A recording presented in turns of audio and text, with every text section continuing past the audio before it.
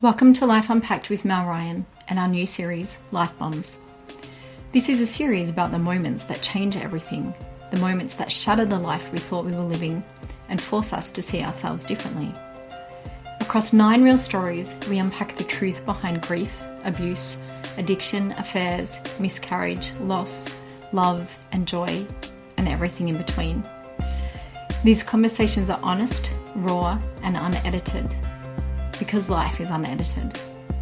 Each episode invites you to look at your own story with more compassion and less judgment, to notice the patterns that you've been repeating, to understand what you've been working on your whole life, and to finally say, I've got me. If you're ready to hear real stories, to grow with others, and to see yourself more clearly than ever before, this series is for you. This is Life Bombs. This is Life Unpacked with Mel Ryan. Welcome back to Life Unpacked with Mel Ryan and our Life Bomb series. Today's episode is with Ella, and her story is one I know that will quietly resonate with so many of you. Ella's life bomb wasn't loud or dramatic. There wasn't one single moment that shattered everything all at once. Instead, it was the feeling of not knowing how to do life anymore, of feeling overwhelmed, lost, and like she didn't belong anywhere. At just 15 years old, Ella was drowning, and it felt like there was only one way out, until there wasn't. In this podcast, we unpack Ella's story of what it's like to reach the point where life feels unlivable, and how sometimes, through a moment that can only be described as a miracle, everything shifts just enough for life to continue. We explore what it meant to her to lose her sense of self, how isolation, confusion, and pain can quietly build to uncopable levels in young people. This podcast is about understanding how we disconnect from ourselves and how survival doesn't always come from having answers. Sometimes it comes from being met, seen, understanding yourself, as well as one unexpected moment of hope. As you listen, you might recognize parts of yourself in Ella's story. You might feel validated, emotional, or quietly confronted. I invite you to listen with curiosity and compassion, and to let whatever arises be information, not judgment. This episode may be triggering for anyone that has mental health issues or loves anyone struggling with mental health. Please support yourself appropriately. Ella shares her story with honesty, vulnerability, and courage, and I'm incredibly grateful to her for trusting me in this space with her experience.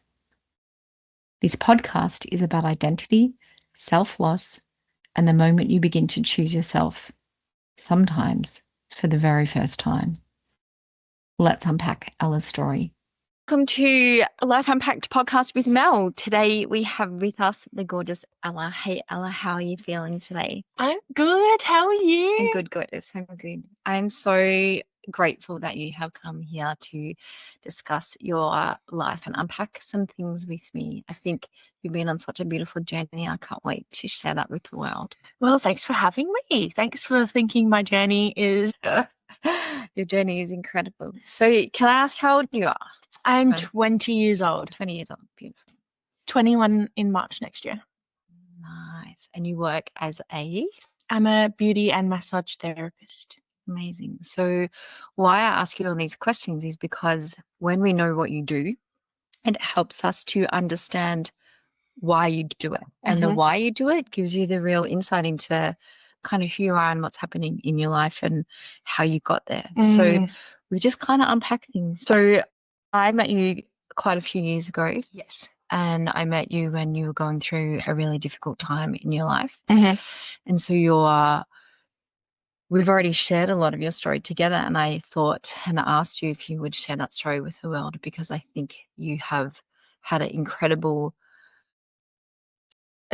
story. And I think that your ability to share that, which is so brave of you to share that with us today, is such a beautiful way to inspire other people and to maybe give them insight into how people get to where they get to and how people get out of where they get to. And I think particularly at the moment, and it's Suicide Awareness Week, I'm pretty sure this week. It is. Did you plan that? I didn't Oh my know. gosh. Yeah, do you think Oh, how I love incredible that. that is?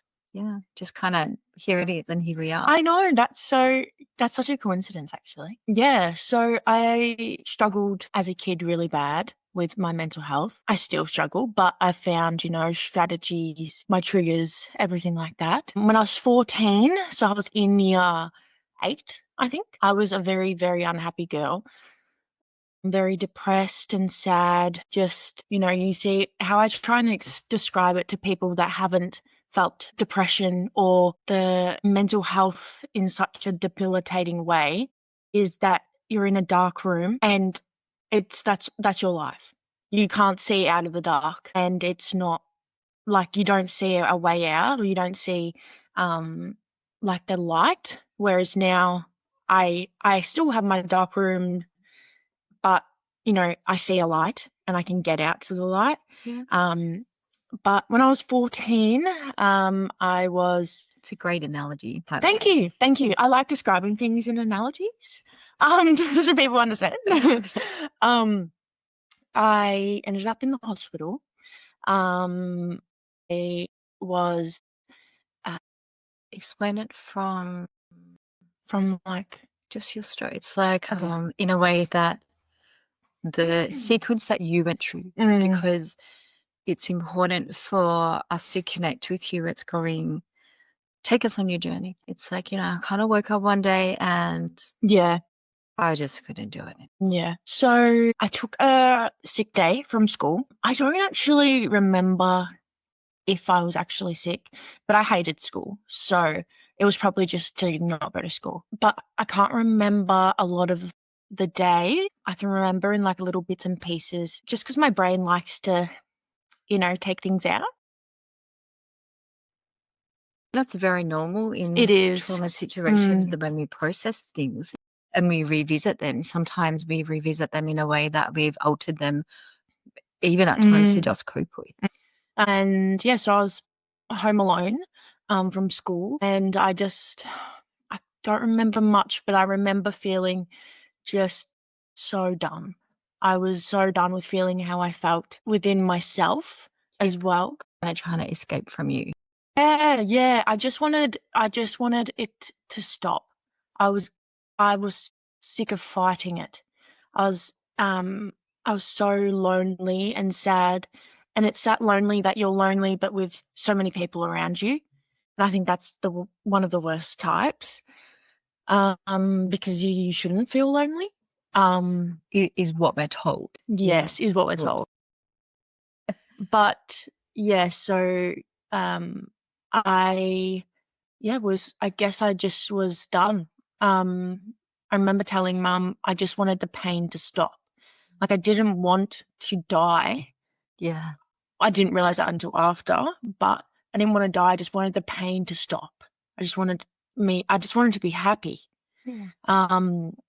And so I guess I made the decision to. Don't think I realized how drastic it was, obviously, because I'm a very impulsive person and I work on those impulses. And I think, I didn't really think it through. But my house, we had a medicine cabinet, and we had a lot of medicine in there, from my antidepressants to my sister's to my mum's as well, because we're all on antidepressants. There was some pain medication in there also, because my mum did something to her neck. She had a neck surgery, so there was quite like Targen and quite good heavy painkillers. And I took everything. Yeah, everything. And then you get to a point where you think, I got to a point where I was like, it's not working. So I took more. But so I basically took a lot of medications, and I remember lying in my bed and I got a call from my mum. And got goosebumps. I know. Amazing. I got a call from my mum. My mum worked in a school, so it was recess. And I remember thinking, yeah, cool.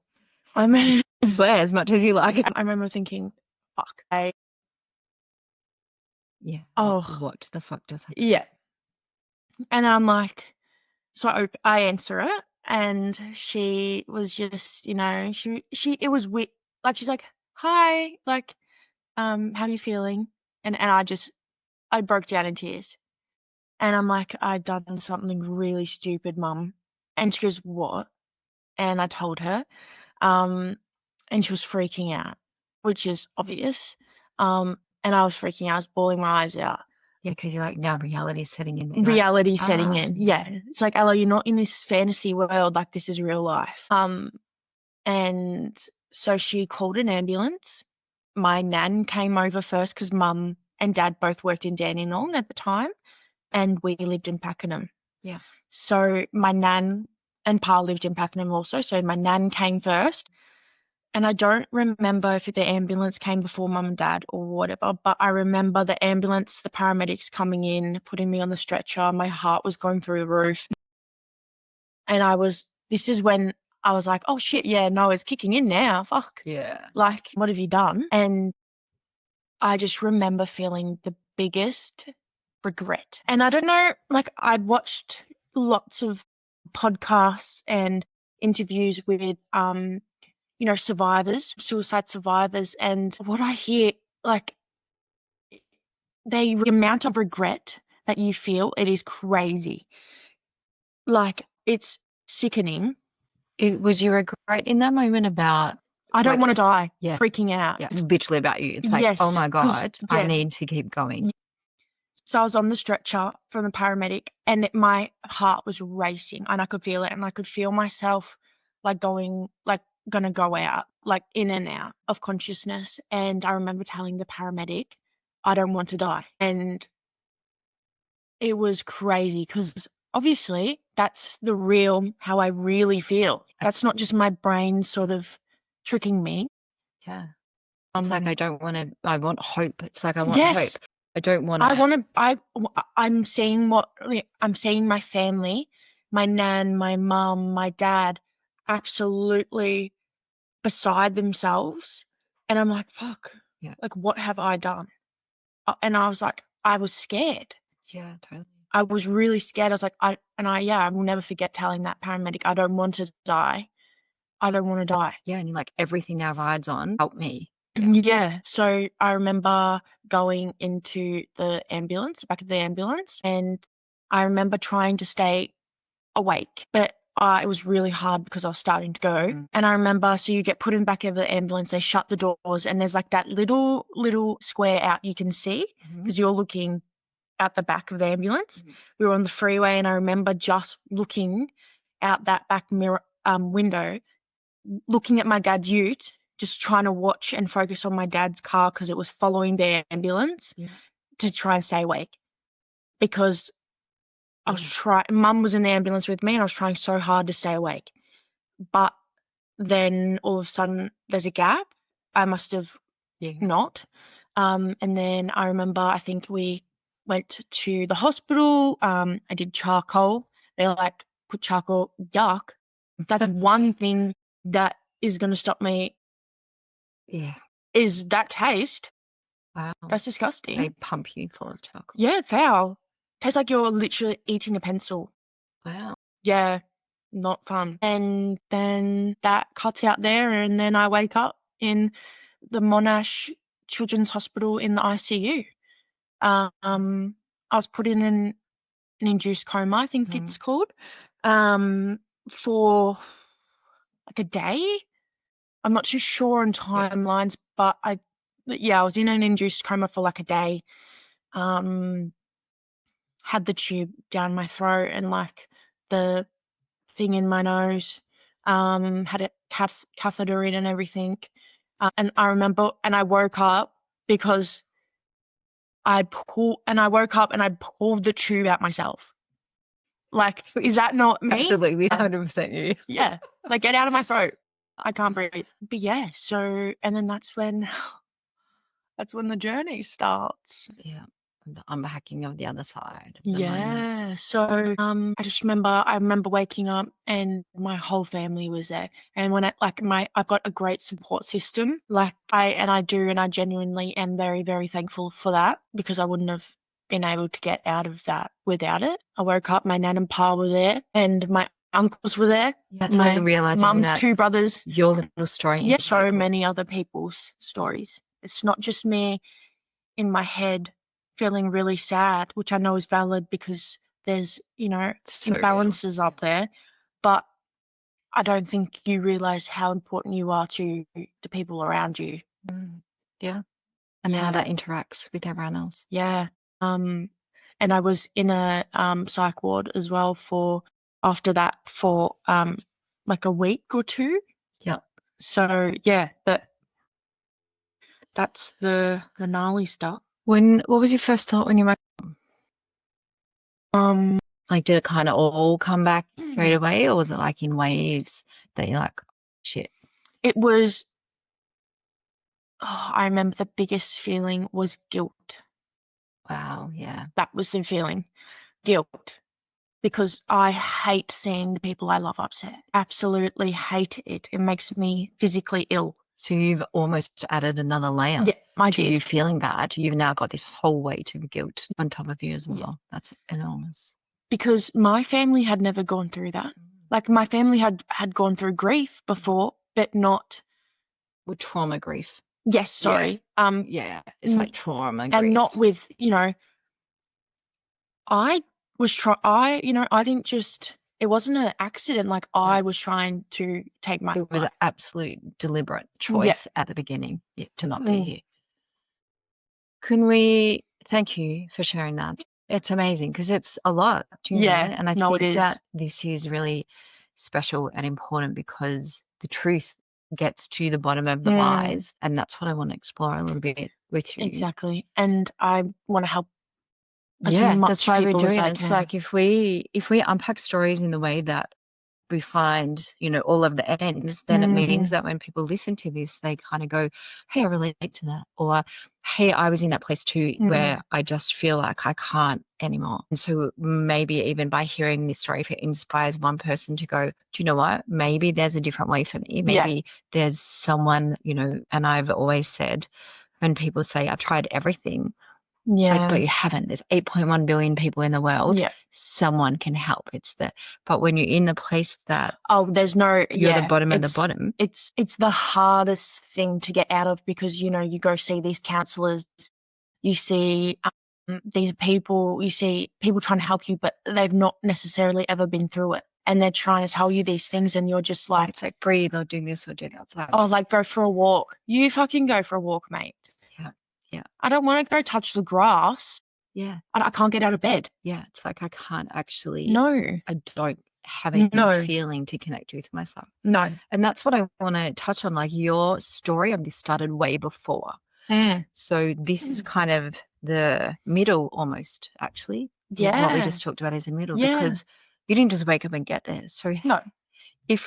So the way we unpack together and the way we've worked together. So we've worked together for a while. And I, you tend to do things a little bit differently, as you know.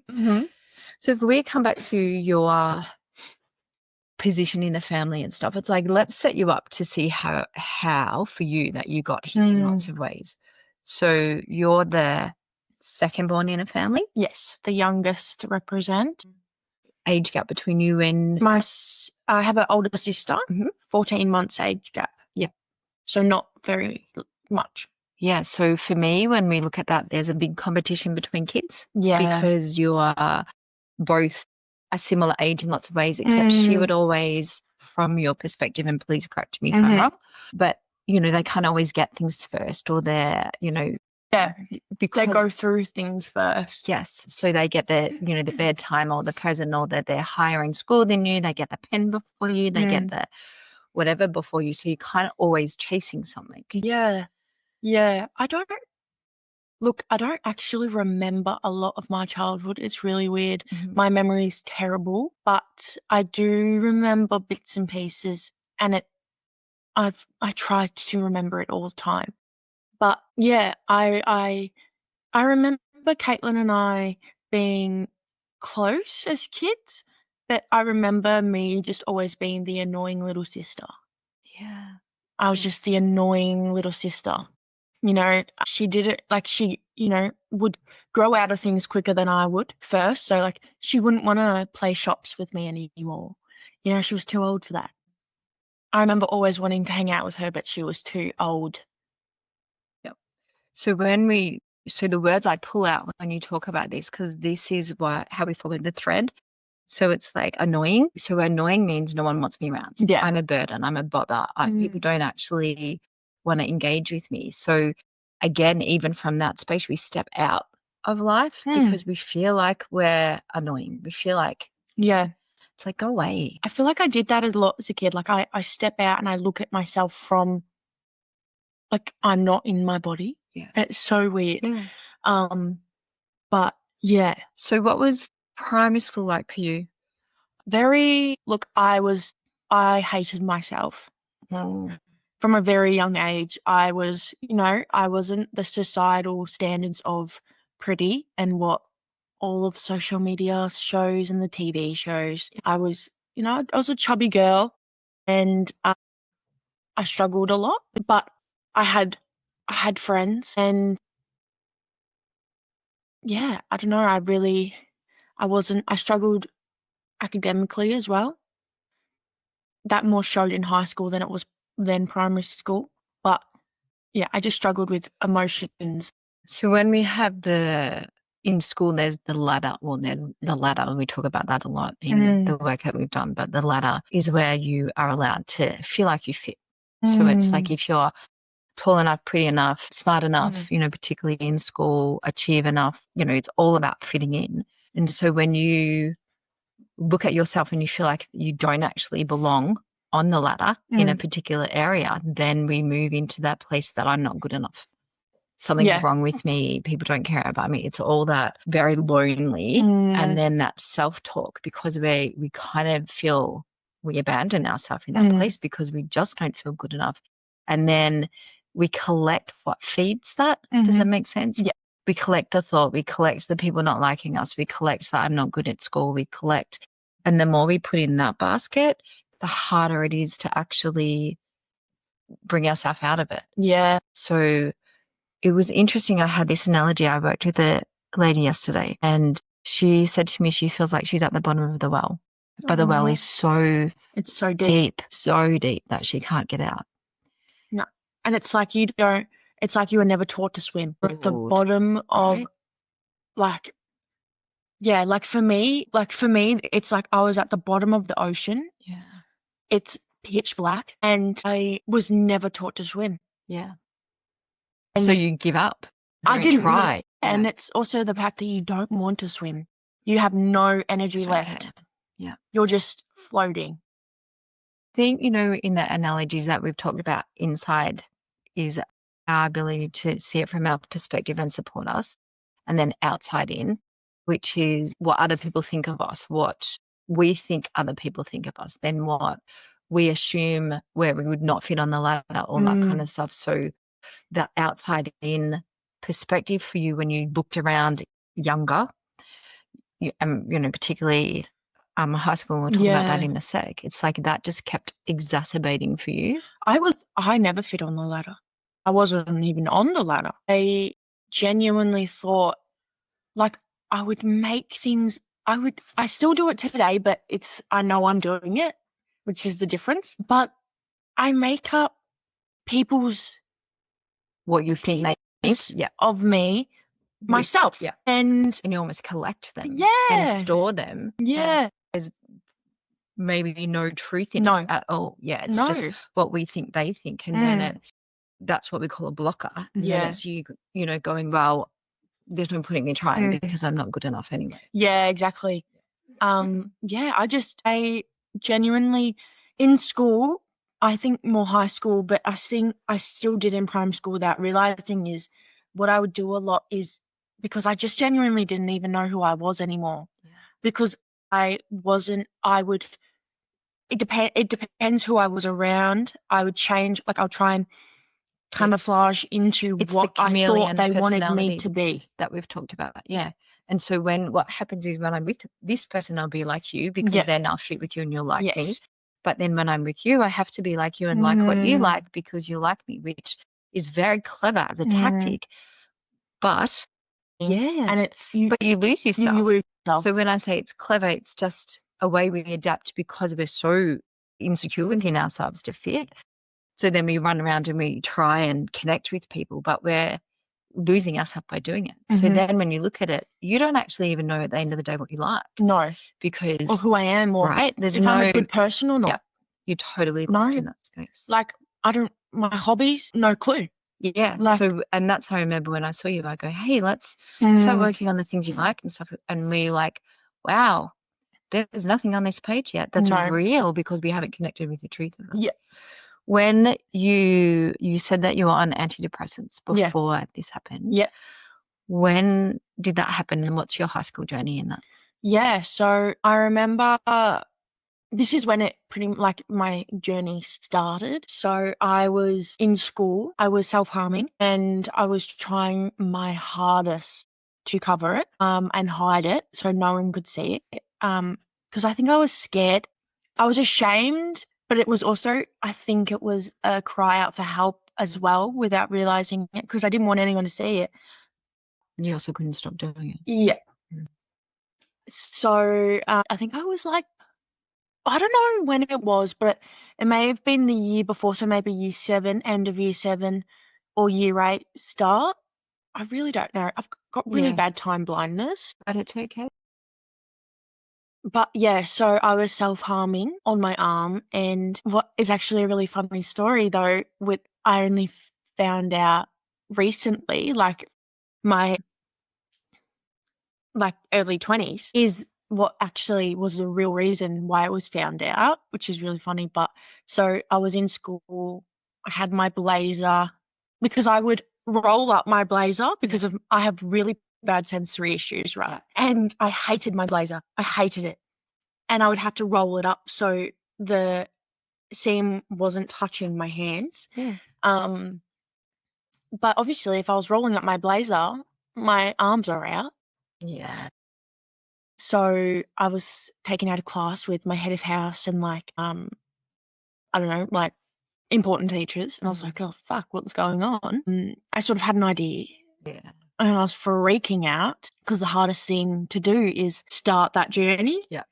It's like to say, I need help. Yeah, that's probably the worst. And that's why so many people don't start it. Like, they're too scared to get help because it's terrifying. But yeah, so I had to speak to my teachers, and they asked me about it, and I was like, oh, fuck. Also, I was a bit intimidated. It was good because they were all female, and I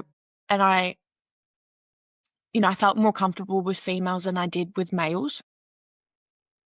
Is there a reason for that? I don't know. Even as a kid, like as a baby, like a toddler, I was terrified of males, except my dad, my pa, my uncles, but even my mum's best friend's husbands. They terrified me. I would scream and scream and scream if they even tried to come near me. Yeah. I hated male teachers. I didn't like male, like in primary school. I don't know. I really don't know. I just know that I was terrified of them. Well, you felt really unsafe. Yeah. It's just the reaction, isn't it? I don't know why, but I've tried. But yeah, I don't know. I don't have any memory of why. But yeah, the only males that I felt safe with was my family. But so I thought it was females. And then, yeah, so they asked me about it and I showed them. And then I knew where this was going. I have a little phone call to you.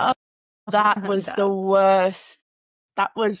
I genuinely felt like I wanted to vomit. Yeah. Vomit, because that was the scariest part, was them telling my parents. Yeah. Because mum's a very emotional lady, and my dad is, that, I don't know, but I just. Did you feel, can I put words in your mouth? Yes, without please. putting words in your mouth? Yes. Did you feel in a way, if they knew that was where you're at in life, that because you're not happy, you've let them down? Yes. Because they're doing everything they can to try and make you happy? Yes. So you have that guilt. And I can see how hard they're working to support Caitlin and I, and they are working hard, and they have got their own struggles and their own, things going on that they're trying to deal with, and I can see that. So it's that I should be happy because Yes. they're doing everything they can, and Yes. I've got everything I mhm. should have. So why aren't I Yeah. happy? Yeah. And I was also confused because I don't know what's going on. There's something not right with me, and I don't know. And I thought it was like just my fault. Yeah. Like Yeah. I thought it wasn't something that, I thought it was like something that was my fault. This is just, Yeah. You just have to I'm fix something. So Dad comes down to the school, and before this and before my like mental health journey, like Dad, he grew up in a home that was not emotional. You didn't speak about your feelings. You were sort of cut off. Wow. And he struggled dealing with his emotions as well. So, and so I remember him picking me up, and I got in his car and we just sat there and we sat in silence for a while because I just think both of us didn't know what to say. Yeah, totally. And looking back on it now, it makes me laugh. But back then, like, I was petrified. And we get home and Mum's sitting at the dining table. And I'm like, oh, for fuck's sake. Yeah. This is going to be like a whole intervention. Like, I'm going to have to sit down and talk about my feelings and fuck that. But yeah, so we sat down. Obviously, Mum was crying and very emotional because, and like when I look back on it now, I see it in her perspective as well. I'm able to see it in other people's other than just seeing it in mine. And, if I was like when I'm a parent and if that happens to my girl or my kid, I would be broken. I'd be shattered and not mad at them and not blaming them, but still allowed to be upset. Yeah, it's like I don't want my child to go through pain or to feel as awful. Exactly. You must be feeling for that to be the only choice that you have left. And so so we spoke about it. Mum was bawling. I was bawling. I think Dad was just confused. Yeah. Well, Dad's fixed things. So it's like, and how that's do I like fix the this? definition of my dad. Like he's a carpenter. He's a chippy. He's he's in quotation marks. Like he's the man of the house. And that brings up an interesting point because of what you were saying before when you were little, that you didn't fit in with the social norm. So even from a really young age, you didn't feel skinny or pretty or in any of that. And yet your job, that you said earlier that you do beauty therapy, but we do what we need. And so you absolutely help people feel tucked in, loved, pampered, beautiful. When people walk away, they feel better. And so when you say your dad is a carpenter, it's like we do what we are. And so it's so interesting to me. And I love that is such a perfect profession for you because you are really helping people try and love themselves in a way. Yeah. Yeah. Yeah. It's when you look at it like that, then crazy. The next 30 seconds could change your life. If you want to take the next step to work with Mel, go to Mel Orion 100% You on your Facebook or Instagram and direct message her the word work. From here, Mel's team will help direct you to what you need. You may want to explore at your own pace, or you might be ready to dive right in. No matter where you're at, Mel has the tools and programs in place to help you, support you. Mel Orion 100% You. It's actually quite, we're very clever in our, we are. In souls in what to do. It's like even with your blazer. So all of this is about learning ways to support you, and that's what you've had to do in your journey. We'll come back to that. But even with your blazer, knowing that you can't put your blazer down, you have to roll it up. We're supporting ourselves so much because we make tiny little adjustments in our life, but we don't acknowledge that we're doing it. So when we're at the bottom of the hole and no one's there for us, we don't realize that we're in our life. And I think the beautiful part of that awakening, when you have gone through what you've gone through and you've reached the bottom of the bottom and no one is there, you actually find yourself, and the one that is going to bring you out of that hole in so many ways. Yourself. Right? Because you were saying before this incident, you were speaking to different counselors and psychologists. So I imagine that incident with self-harming led to an array of people that can fix you. Yeah. How was that for you? I'm a very, very headstrong girl. Thanks to my parents. They're very headstrong as well. But so I went to the doctors, and they gave me, the generic, oh, you've got depression. Here's some tablets. So I started seeing a child psychologist, sorry. And, she was actually pretty good. I really, I didn't mind her, but really the whole time I was thinking, like when I was at that, I was more thinking, this is really expensive. Wow. Because, my parents really struggled with money. So it added to your guilt. Yeah, growing up. So it added to my guilt.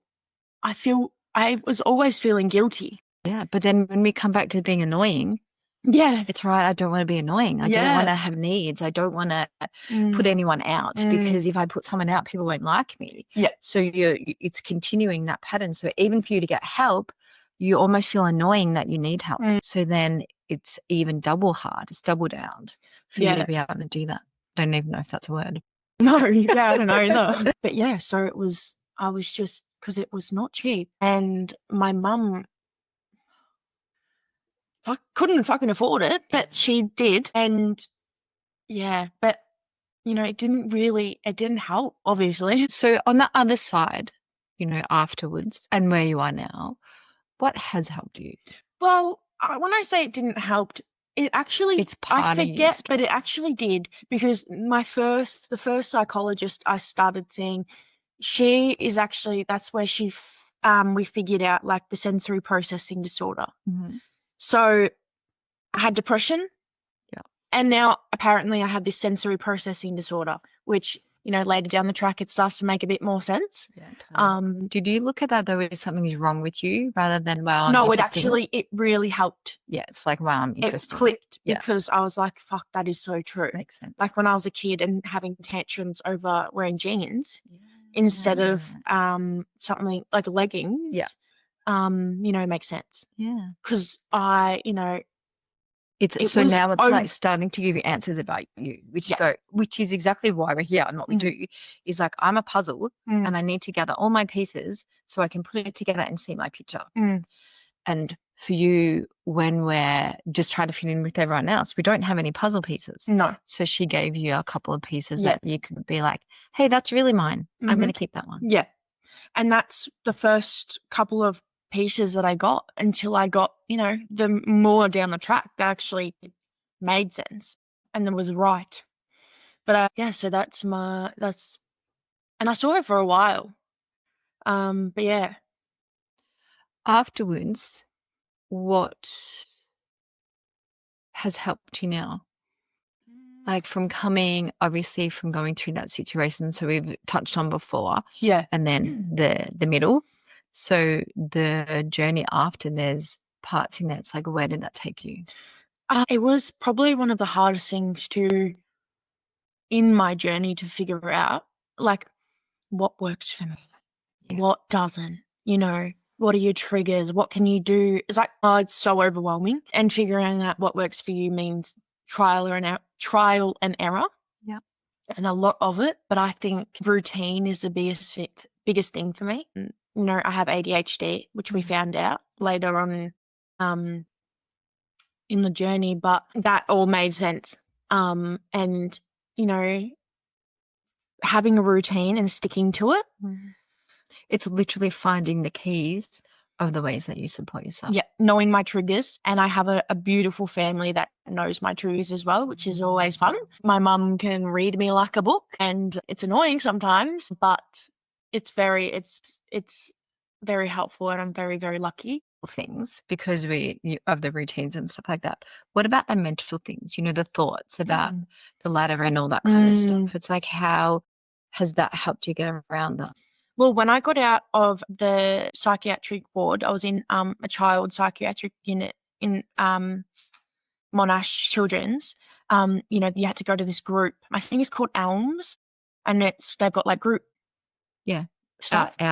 Outpatient, yeah. And you went through the colours of like the red, the blue, the yellow, green, and the emotions. What emotion are you today? And I remember that because I was very angry. I was, especially like in my later high school days, I was an angry kid. And Is that because you were watched or people were always in your space, do you think? yes, and I think that's what they thought they had to do because of what happened. And my mum even says it today, like she coddled me because of what happened. Yeah, it's terrifying. Like she wrapped me up in cotton wool because she was like, well, this is never happening again, and I'm going to watch her like a hawk. Yeah. And she still does. Yeah, it's like we're Velcroed. Yeah. Yeah. She still does, but not in such a crazy way. But I think that's also how she dealt with it. Yeah. And that's her story Yeah. of dealing with it. But it made me, because I need my alone time. And I didn't have that for a long time. I was not, and I get it. I did that to myself. So was that part you were like, all right, I'm just going to put up with this or let people be all over me in a way because I feel like I kind of owe them that maybe. I do. Yeah, and I did. Yeah. But I think I don't. Again, though, you're doing what other people want. So interesting. I know. And then it turned into, and I was still not happy. Yeah. But I couldn't do anything about it because I'd already. Not happy, but promised everyone that you wouldn't try and kill yourself. So yeah. You were just in that. So I was okay, this is my lot in life. So I still wanted to die. Yeah. Yeah. But you just did it on the inside and couldn't tell anyone. Yeah. Just couldn't because I'd already fucked them up so much. Well, I can't fuck them up anymore. Yeah. It's just a no-go zone. And it's like, it's a no-go zone. Yeah. Eventually I'll die. So I might as well just get through life. Yeah. Not going to think about being happy. I'll just get through. And I'm just like, who cares? Yeah, it's like eventually. I had lost all care and I was struggling majorly in school. I was failing. I was struggling with my weight really, really badly and my body image. Yeah, you're just pushing everyone away. Yeah. Which to me, it's like what I call way to earth bubble. Use weight as a way to push everyone out of our space, which when you look at your story, like, fuck, yes, I did. Yeah. I wanted everyone out. But then I also, like, at school, like, I really struggled in school because I wanted people to like me so bad and, like, not the right people. Yeah. Yeah. It's like because of the feeling like we belong. It's like I've looked at these people as the ones that must belong, so I need to be like them. Yeah. Yeah, 100%. And when I look back on it now, I'm like, fuck that. Absolutely. Fuck them. I've still got beautiful friends. Let me just disclaimer. I've got beautiful friends from school, okay? But some of I was a group hopper in school. Yeah. Because I didn't fit anywhere. Yeah. I didn't fit anywhere and it was getting too hard to camouflage into this person I'm not, and I was exhausted. Do you know what is so beautiful about this? I'm just about to introduce a new concept called the ACE Way. It is in the Melways, which we're about to in our live workshop. And round of applause. Thanks, Chicky. And the exciting part of that is it helps people understand where they're at straight away. And so I call it lane 1, lane 2, and lane 3. So lane 1 is when you actually have you and you can work out, I'm reacting to things. Hey, look what I just did. It's like I need to come back to I live for me. I am alone in the world, but I can support myself. Lane 2 is the others lane. And that's when I start trying to fit in with everyone else. It's all about the ladder of success where we try and, we sacrifice ourselves to make sure we fit and we belong and people like us and give ourselves up. And we will always have lane 2 because we literally live with other people. But it's working out how we navigate our way between lane 2 and lane 1 all the time. But the third lane, which I call the self-abandonment by, almost we just get their lane. So I call it the emergency lane, is the lane that you're in before you want to take your own life. It's like, I don't fit. No one cares about me. I'm annoying. I'm a burden. Plus, I don't know how to get out of here.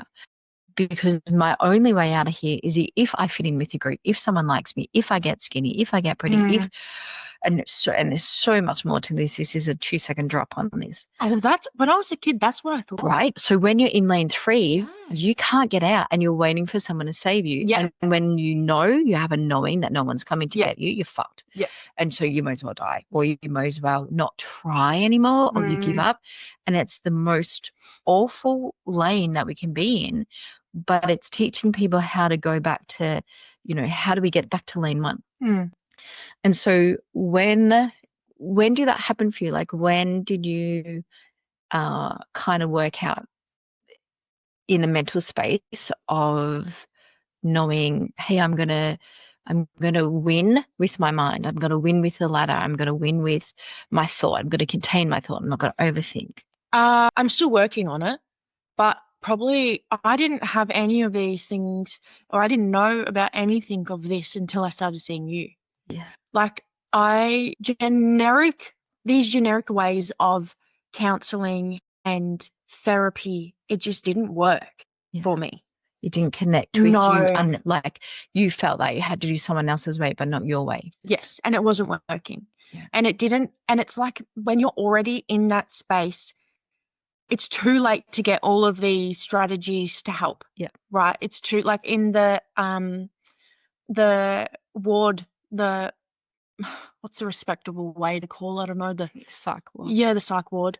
They would try and we had to work on strategies and everything, but I don't think you realize that this doesn't work when you're already in, like, you have to be out of this space to work on it. Yeah, you're in lane 3, or you're in the well, or you're in the dark room that you can't get out of. Yeah. And someone's going, hey, I'm going to put all these things outside the room for you.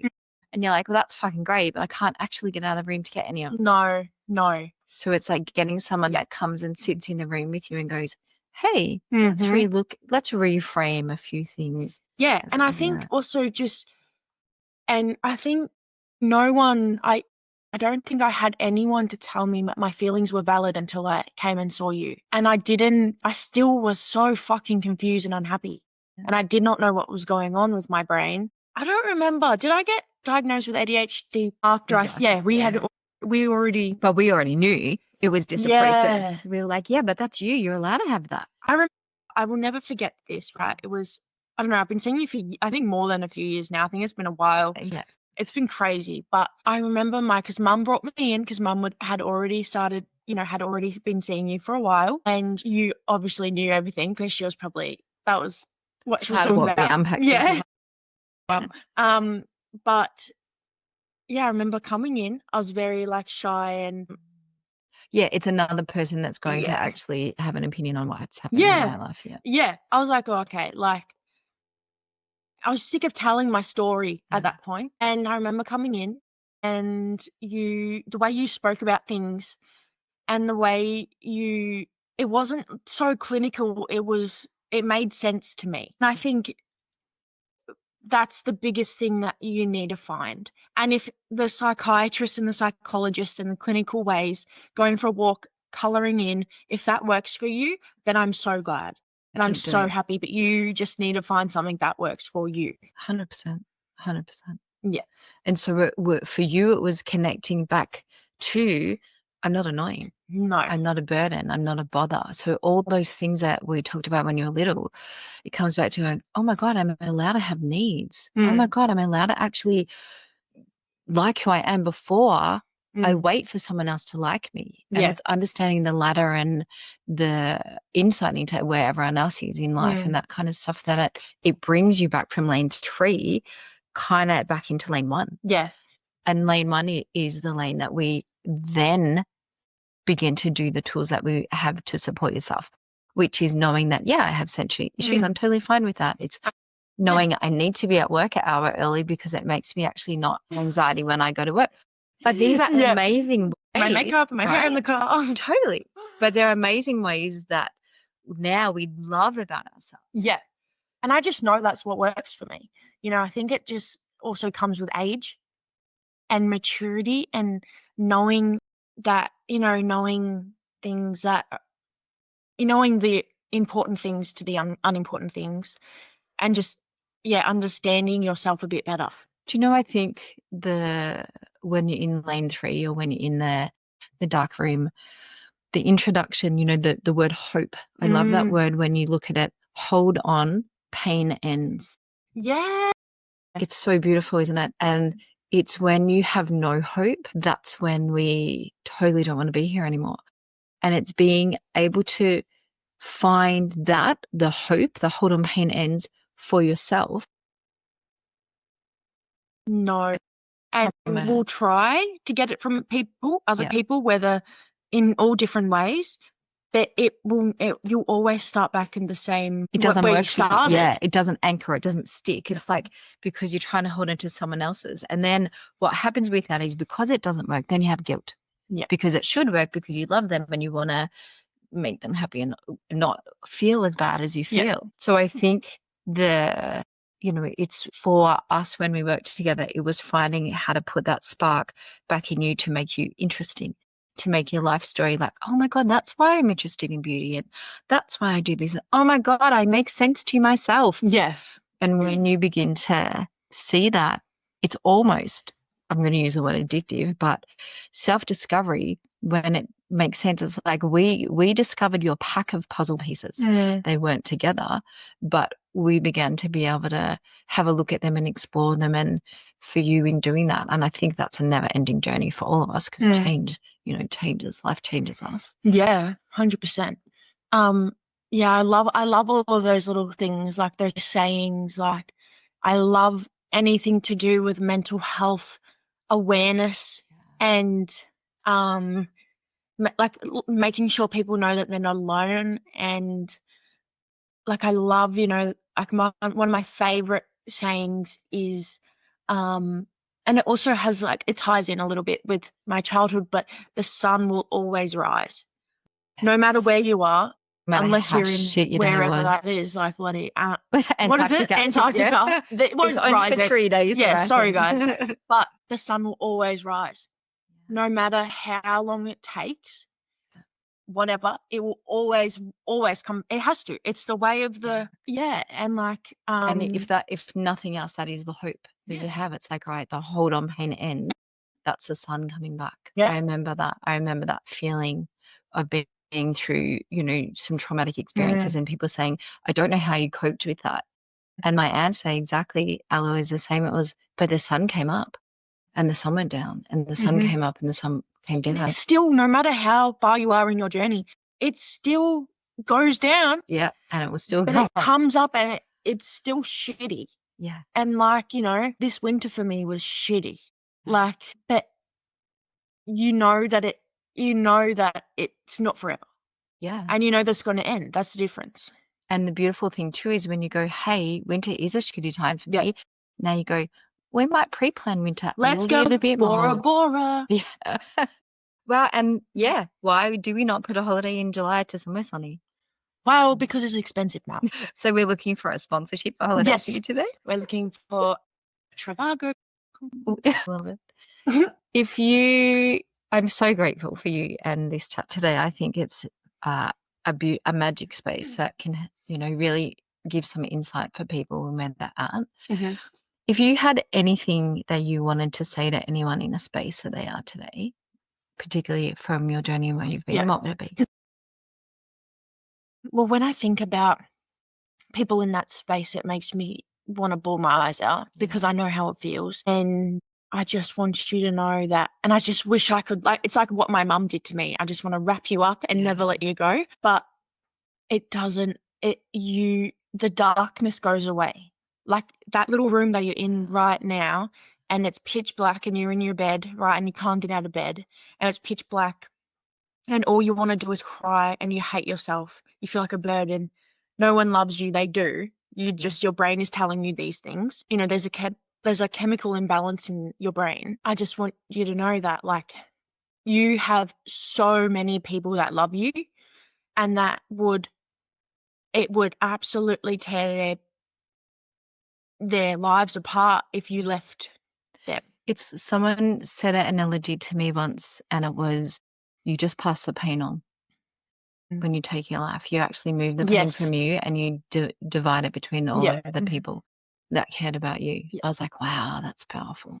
And if it is like in my way, I think it was a bit of a cry for help when I tried to take my own life. But you're playing with fire. Like, it's not just like a, Yeah. It wasn't just a cry for help. No, It it was like, oh my God, if I didn't this get, could end. yeah, like if my mum didn't randomly call me at that time, I wouldn't have called her and told her. Yeah. Do you know what I mean? Yeah. Like, I wouldn't be here right now.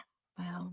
If they didn't get Yeah. me when they did and shoved charcoal down my throat and put me into an induced coma, like, I wouldn't be here right now. And my mum probably wouldn't be. Yeah. Yeah. From the grief. Yeah. Yeah.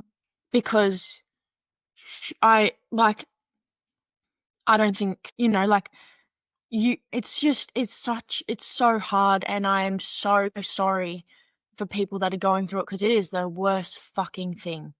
And I wouldn't wish it on my worst enemy.